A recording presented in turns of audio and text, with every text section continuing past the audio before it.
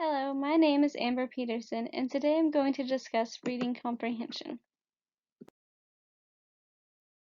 So, how do we know when there is a problem with reading comprehension?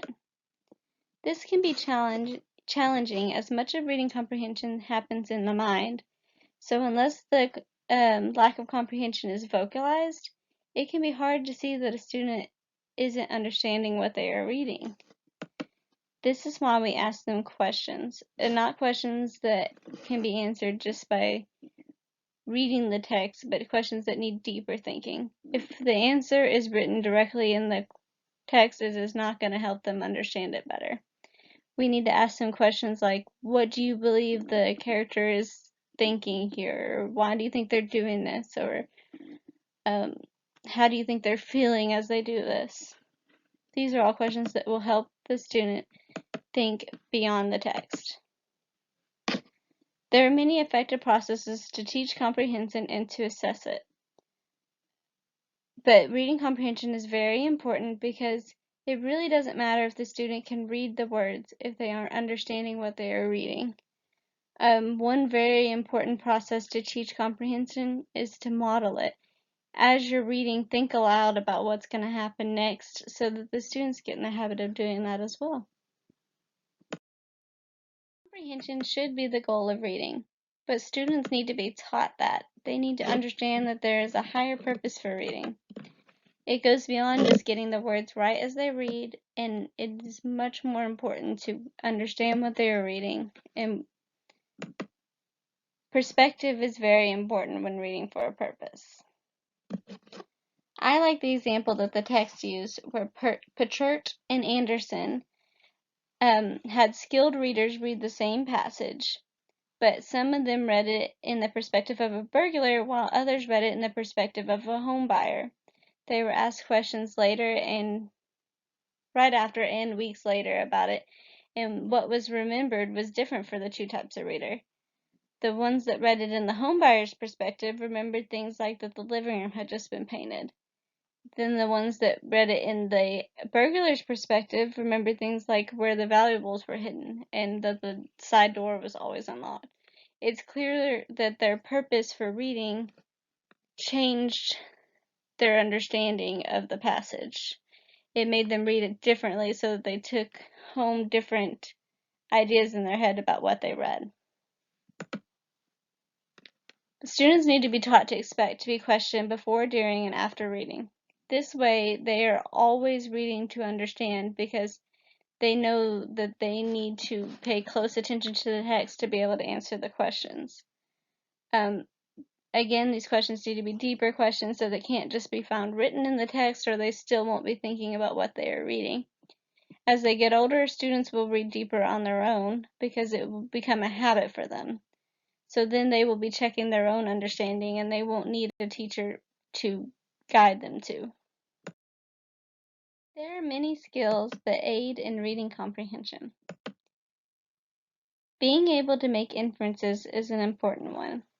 When we read, we apply what we know to what we are reading, and we add that information to the information in the text, and we're able to fill in missing details and guess what is going to happen next.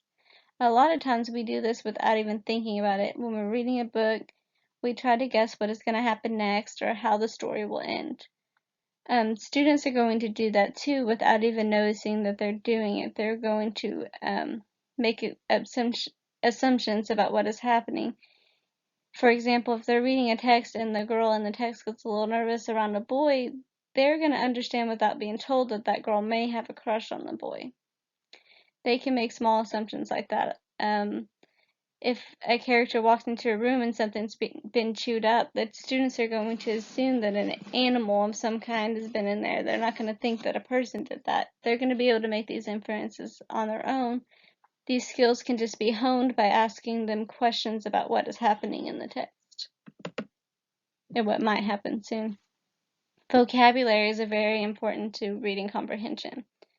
If one doesn't understand the word, it can throw off the meaning of the whole passage.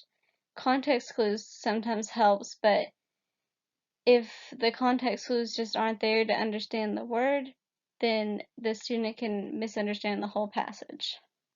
Background knowledge can also play an important role in reading comprehension. For example, if the passage is about cooking, someone with the background knowledge of cooking is going to understand ingredients and recipes, while someone without that prior knowledge may not completely have the same understanding of the passage. Grammar is very important to reading comprehension. If one doesn't understand grammar, they may read the passage wrong. It can be as simple as misunderstanding the meaning of a comma.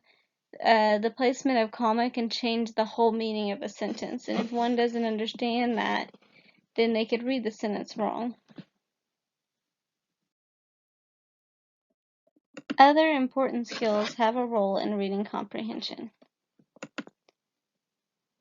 All text has a structure of some kind. Understanding the structure of the text and the purpose of why it was written is important to understanding the text as a whole. If you're reading a persuasive essay, for example, you're going to understand that they're trying to sway your opinion, so the facts may be biased. You're not going to take it all by heart as if you're reading an informative essay, for example. So understanding the structure and purpose of a text is very important to comprehension. When one reads a text, he or she should be consistently checking for understanding of the text. This is very true, and it is something that students need to be coached to do, which is why we ask questions throughout the text to teach them to do that on their own. Also, teachers can model this behavior by thinking out loud while they read text to the students.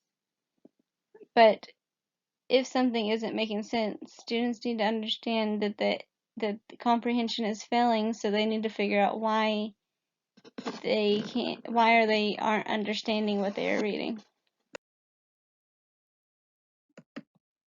There are many reasons for poor comprehension, but it should be assessed in order to help the student have better comprehension in the future. It is possible that the student is having trouble with one of the skills I've mentioned in this presentation, but it is also possible that the student isn't reading for a purpose. They are concentrating on the words on the page instead of reading for an understanding. And if they don't work to change that, then they will not be able to read for reading comprehension because they'll have to rethink their skills. Asking questions is the best way to find out if students are having trouble with reading comprehension. If they don't understand that they're supposed to be thinking beyond what they are reading, they will not tell you that they are having trouble understanding what they are reading, but the questions will tell you that. If they're reading just to read the words, but they're questioned and they can't answer any of the text, it's going to be very obvious. So then they can be further assessed to figure out which skill they are struggling with in order to understand the passage they are reading.